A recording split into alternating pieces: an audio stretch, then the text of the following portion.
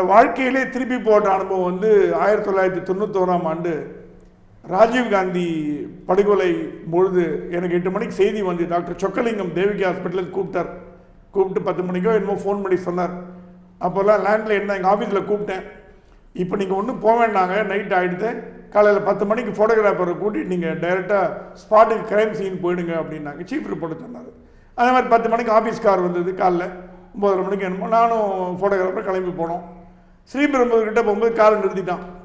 யாரும் போகக்கூடாது சார், அதெல்லாம் பிளாக்டு, அந்த ரோடெலாம் க்ளோஸ் ஆகிடுச்சுன்னா. ஏன் பத்திரிகைக்காரன்பா இண்டூலேருந்து இருக்கேன், அங்கே போய் கவர் பண்ண வேண்டிய இங்கே வேலை இருக்குது. இல்லை சார் போகக்கூடாது அப்படின்னா.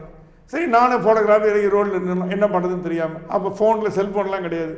சந்திரசேகர்னு forensic science director, Tamil Nadu forensic director, அவர் அரசாங்கம் ஆன்னு போட்ட வண்டியில் வந்தார்.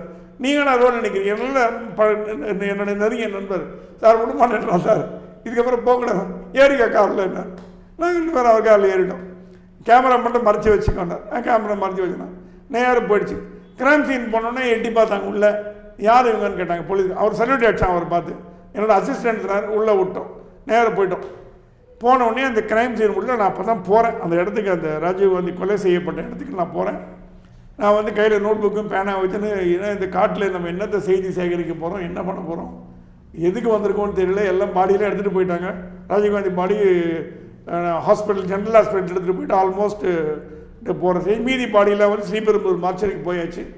அங்கே இருக்கிறவங்களை கேட்டு என்ன நடந்து கேட்டு, சார் என்னன்னே தெரியல சார், ஏதோ எல்லாம் குண்டு வச்சு செத்து போயிட்டாங்க, எப்படி இறந்தாங்க என்ன ஒன்று தெரியல அப்படின்னா.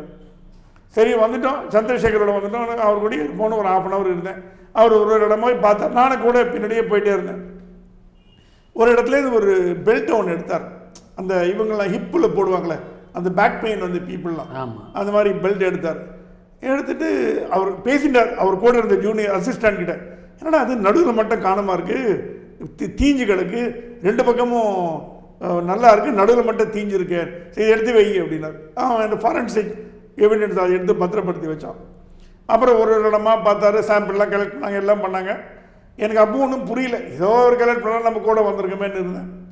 எல்லாம் முடிஞ்சு கலெக்ட் பண்ணி முடிச்சுட்டு மார்ச்சரிக்கு போகலாம் அப்படின்னா. வரியான்னு கேட்டார். சார் நான் பத்திரிகை துறையில் ஆரம்பித்ததே மார்ச்சரி தான். ஹிந்துவில் ஃபஸ்ட்டு டே ரிப்போர்ட்டிங் ஜாயின் பண்ண உடனே 10 மணிக்கு ஜாயின் பண்ணால் 11 மணிக்கு அசைன்மெண்ட் கொடுத்தாங்க. எங்கடானா மார்ச்சரி.